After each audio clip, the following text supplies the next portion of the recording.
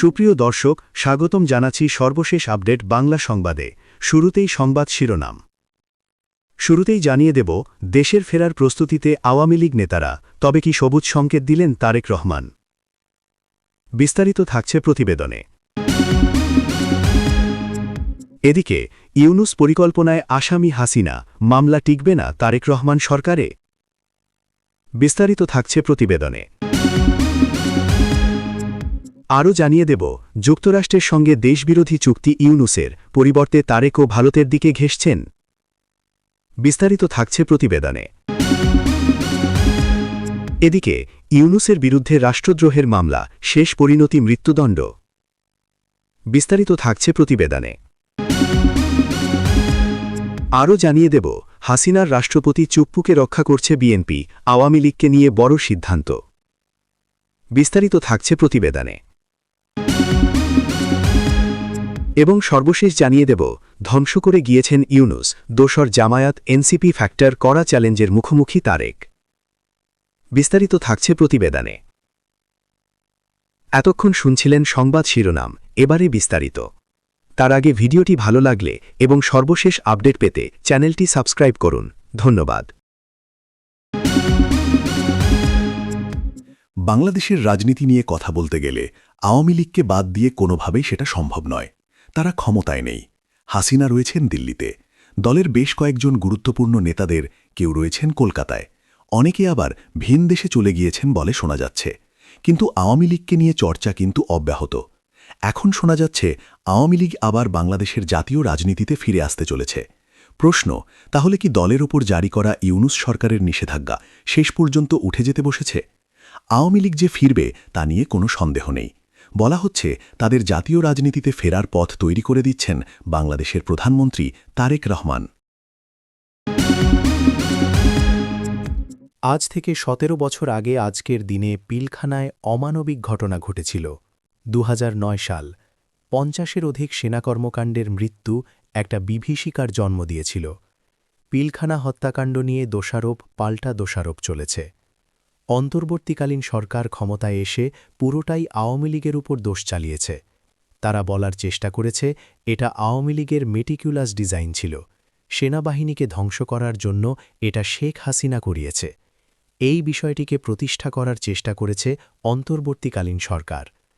তবে আজকে বাংলাদেশে বদল এসেছে। নির্বাচন হয়ে নির্বাচিত সরকারে এসেছে বিএনপি। কাজেই পিলখানা হত্যাকাণ্ড নিয়ে বিএনপির কি ভাষ্য সেটাই দেখার। তবে আভাস খানিকটা মিলেছে। পিলখানা হত্যাকাণ্ডের প্রধান আসামি হতে চলেছেন শেখ হাসিনা। এমনটাই খবর করছে বাংলাদেশের গণমাধ্যম। এখনও পর্যন্ত যাদের সাক্ষ্য গ্রহণ করা হয়েছে তাদের থেকে নাকি শেখ হাসিনার নাম উঠে এসেছে। অর্থাৎ যে ধারা মোহাম্মদ ইউনূস এতদিন ধরে করে এসেছেন সেটাই বজায় রাখার চেষ্টা চলছে বাংলাদেশে। তবে অনেকে বলছেন মামলা টিকবে না তারেক রহমান সরকারে, কারণ স্বচ্ছতার বার্তা দিয়েছেন তারেক। কিন্তু এটা কি তিনি বজায় রাখতে পারবেন?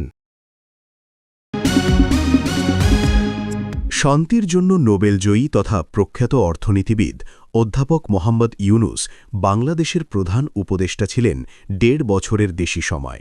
কিন্তু তার বিদায়ের পর যেন মুক্ত বাতাসে নিঃশ্বাস নিচ্ছেন বাংলাদেশের রাষ্ট্রপতি মোহাম্মদ শাহাবুদ্দিন চুপ্পু। সম্প্রতি একটি গণমাধ্যমকে দেওয়া সাক্ষাৎকারে তিনি পূর্ববর্তী প্রশাসক মোহাম্মদ ইউনূসের বিরুদ্ধে প্রবল ক্ষোভ উগরে দিয়েছেন, যা নিয়ে বাংলাদেশের রাজনীতি তোলপাড়। কেন এই পরিস্থিতি সৃষ্টি হল? ইউনূস সাহেবের বিরুদ্ধে কেন এত ক্ষোভ বাংলাদেশের রাষ্ট্রপতি শাহাবুদ্দিন চুপ্পু? আসলে এই ক্ষোভটা স্বাভাবিক। ২০২৪ সালের ৮ আগস্ট শপথ নিয়েছিলেন মোহাম্মদ ইউনূস ও তার উপদেষ্টা মণ্ডলী। তারপর থেকে বাংলাদেশের রাষ্ট্রপতি মোহাম্মদ শাহাবুদ্দিন চুপ্পু কিভাবে বাংলাদেশের বর্তমান সংবিধান রক্ষা করেছেন তার বিবরণ দিয়েছেন কালের কণ্ঠে দেওয়া একান্ত সাক্ষাৎকারে। সেখানেই তিনি বিস্ফোরক সব মন্তব্য করেছেন, যুক্তি দিয়েছেন, সংবিধানের ব্যাখ্যাও দিয়েছেন। বাংলাদেশের জাতীয় সংসদ নির্বাচন ও গণভোটের ঠিক ৩ দিন আগে মার্কিন যুক্তরাষ্ট্রের সঙ্গে বাণিজ্য শুল্ক চুক্তি করেছিল ইউনূসের সরকার। বলা হচ্ছে এই চুক্তি বাংলাদেশের কফিনে শেষ পেরেকের শামিল। বর্তমান তারেক রহমানের নির্বাচিত সরকার যথেষ্ট বিড়ম্বনের মধ্যে পড়ে আছে এই চুক্তি বাস্তবায়নের জন্য। আমরা জানি মার্কিন প্রেসিডেন্ট ডোনাল্ড ট্রাম্প তারেক রহমানকে চিঠি লিখে শুভেচ্ছা জানানোর পাশাপাশি প্রচ্ছন্ন হুমকি দিয়ে রেখেছেন। আইনজীবী মহলের মতে পূর্বতন সরকার প্রধান ইউনুসের কর্মকাণ্ড শুধু সংবিধান লঙ্ঘন নয় বরং তা রাষ্ট্রদ্রোহের পর্যায়ে পড়ে। তাদের মতে এটা ট্রিজন, অর্থাৎ ইউনুস দেশের সঙ্গে দেশবাসীর সঙ্গে বিশ্বাসঘাতকতা করেছেন। বাংলাদেশে দণ্ডবিধির ১২১ নম্বর ধারা অনুসারে রাষ্ট্রদ্রোহের শাস্তি মৃত্যুদণ্ড বা কারাদণ্ড। এখন প্রশ্ন, ইউনুসের বিচার কবে হবে? এই প্রসঙ্গে বাংলাদেশ সুপ্রিম কোর্টের বিশিষ্ট আইনজীবী মহসিন রশিদ বলেছেন, পূর্বতন সরকার প্রধানের কর্মকাণ্ড শুধু সংবিধান লঙ্ঘনের মধ্যেই সীমাবদ্ধ নয়, বরং তা রাষ্ট্রদ্রোহের পর্যায়ে পড়ে। বিএনপি সরকার আইনি পদক্ষেপ না করলে তিনি নিজেই এই ব্যাপারে আইনি পদক্ষেপ করবেন। এদিকে তারেক রহমান তাকে রাষ্ট্রপতি করতে পারেন বলে খবর। তবে জনগণের চাপ ও আইনি প্রক্রিয়ার কারণেই তারেক রহমান তাকে রাষ্ট্রপতি পদে নিয়োগ করতে পারছেন না। কোনোভাবেই এই মামলা এড়ানো সম্ভব নয়, বরং অবৈধ চুক্তি, রাষ্ট্রীয় সম্পত্তি আত্মসাৎ, মব লেলিয়ে দিয়ে হত্যাকাণ্ড এবং দেশের স্বার্থ জলাঞ্জলি দিয়ে বিদেশি শক্তির সঙ্গে কর্মমর্দন, একসঙ্গে এতগুলি অভিযোগ রয়েছে পূর্বতন সরকার প্রধানের বিরুদ্ধে। বলা হচ্ছে মামলা একদিন হবে, সেই মামলা সুপ্রিম কোর্টের আইনজীবী মহসিন রশিদ করুন বা অন্য কেউ। বিএনপি ক্ষমতায় আসায় কার্যত কারাগারের জীবন থেকে মুক্তি পেয়েছে রাষ্ট্রপতি শাহাবুদ্দিন চুপ্পু। মুক্তি পেয়ে প্রাণভরে কথা বলেছে সংবাদ মাধ্যমের সঙ্গে। বলেছেন, ১ সপ্তাহ ধরে ভালো আছেন, অর্থাৎ বিএনপি ক্ষমতায় আসার পরের ৭ দিনের কথা বোঝাতে চেয়েছেন। ইউনুস সরকারের সময় বিএনপি তাকে পাহারা দিয়ে রক্ষা করেছে। প্রশ্ন হল, এই আওয়ামী লীগের রাষ্ট্রপতিকে রক্ষা করার জন্য কেন তৎপর ছিল বিএনপি? তাতে দলের কি লাভ হয়েছে? ২০২৪ সালের জুলাই মাসে ছাত্র জনতার আন্দোলনে প্রবল পরাক্রমশালী শেখ হাসিনা সরকারের তাসের ঘরের মতন পতন হল, তাতে যে দৃশ্যপট তৈরি হয়েছিল তা ছিল অভাবনীয়। প্রশাসন থেকে শুরু করে সুপ্রিম কোর্ট, পুলিশ, এমনকি মাঠ পর্যায়ে সর্বত্র পট পরিবর্তন ঘটে। সেই ঝড়ের রাতে প্রধান বিচারপতিকে পর্যন্ত পদত্যাগ করতে হয়েছিল। এমনকি জাতীয় সংসদের স্পিকার শিরিন শারমিন চৌধুরী অজ্ঞাত স্থানে থেকে পদত্যাগ করেছিলেন বলে সংবাদ মাধ্যমে খবর প্রকাশিত হয়। কিন্তু এই তুমুল ওলটপালটের মধ্যে প্রবল বিস্ময় হয়ে বঙ্গভবনে টিকেছিলেন রাষ্ট্রপতি শাহাবুদ্দিন চুপ্পু। আওয়ামী লীগের কট্টর সমর্থক হিসেবেই পরিচিত বাংলাদেশের প্রেসিডেন্ট। পরবর্তী সরকারের আমলে তাকে অপসারণের নানা চেষ্টা, আল্টিমেটামও দেওয়া হয়েছিল। রাষ্ট্রপতি বাংলাদেশের একটি পত্রিকাকে দেওয়া সাক্ষাৎকারে সে কথা নিজেও বলেছেন।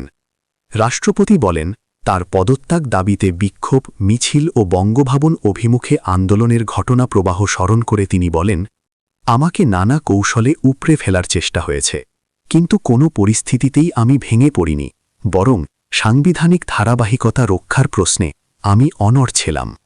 প্রয়োজনে বঙ্গভবনে নিজের রক্ত ঝরলেও সিদ্ধান্ত থেকে সরে যাবেন না, এমন মনোভাবের কথাও জানান রাষ্ট্রপতি। ইউনুসের ১৮ মাসের শাসন আবর্জনার স্তূপকেও লজ্জায় ফেলবে। নৈরাজ্য তো বটেই, কিন্তু সীমাহীন নৈরাজ্য কাকে বলে তার উজ্জ্বল দৃষ্টান্ত বাংলাদেশে পূর্বতন সরকারের শাসনামল। তারেক রহমানের দল বিএনপি সংখ্যাগরিষ্ঠতা পেয়েছে, তারা সরকার গঠন করেছেন, তারেক প্রধানমন্ত্রী নির্বাচিত হয়েছেন। রাজনৈতিক বিশ্লেষকেরা বলছেন, তারেক রহমানের পক্ষে মসৃণভাবে দেশ চালিয়ে নিয়ে যাওয়াটা কঠিন হয়ে পড়বে।